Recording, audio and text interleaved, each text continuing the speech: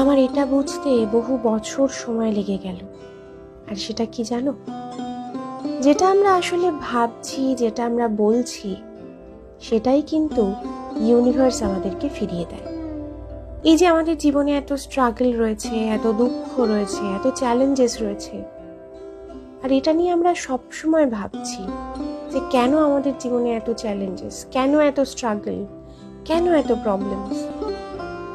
আর সেটাই কিন্তু আখেরে ইউনিভার্স আমাদেরকে বারবার দিয়ে যাচ্ছে। তো আমাদের চিন্তাধারাটাই একটু পাল্টে দেওয়া যাক। এটা তো আমরা ভাবতেই পারি যে ইউনিভার্স আসলে তাদেরকেই চ্যালেঞ্জেস দেয় যারা সেই চ্যালেঞ্জেসটা লড়ার ক্ষমতা রাখে।